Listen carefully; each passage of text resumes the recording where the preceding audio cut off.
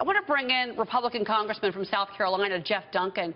He is backing Senator Ted Cruz.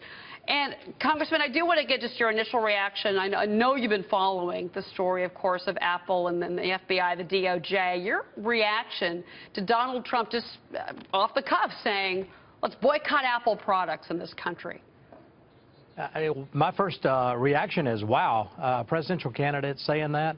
As a conservatarian, someone that's more libertarian and is leaning, the fact that the presidential candidate wants to give the government an access to a back door into an Apple product really gives me a big reason to pause.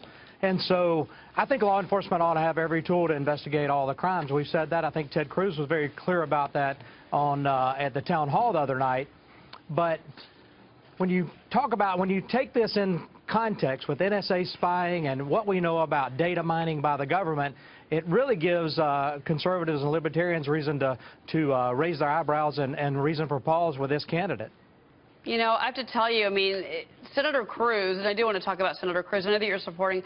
Basically, he had a bit, you know, he was a surprise in Iowa. It was a good surprise. South Carolina, though, every poll, except for one, really shows Donald Trump having a substantial lead over Ted Cruz. Ted Cruz must still be a bit shocked by that, especially in South Carolina, where you have a strong religious base within the GOP. And he should be appealing to them.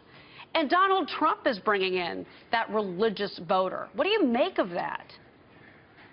Well, it's very indicative of how the voters feel about Washington. You know, they gave us control of the House, they gave us control of the Senate, and they're very frustrated and even angry at our failures to do what we told the voters we would do if they gave us that control. He's tapped into that. That transcends all demographics, evangelicals as well as not the folks that aren't quite evangelical.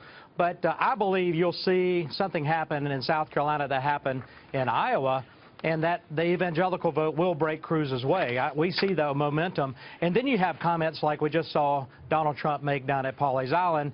The more libertarian-leaning voters in South Carolina will probably come Cruz's way after this. Really quick, I just want to show you this poll, and this is the one I'm talking about. It's an NBC News Wall Street Journal poll, and Donald Trump has already come out and criticized it and said the Wall Street Journal is, you know, crazy and whatever else he said. But it's got Trump at 28%, and it's got Ted Cruz at 23%. But every other poll, it's a much wider spread between Trump and Cruz. But is there internal polling that Ted Cruz is seeing, to the best of your knowledge, that would support what we're seeing in this Wall Street Journal NBC poll? Well, I'm not privy to any internal polling from the Cruz campaign. I'm just not privy to that. But I will say this has a very, very similar feel to Iowa here in South Carolina, where you see the Cruz campaign really gaining in momentum.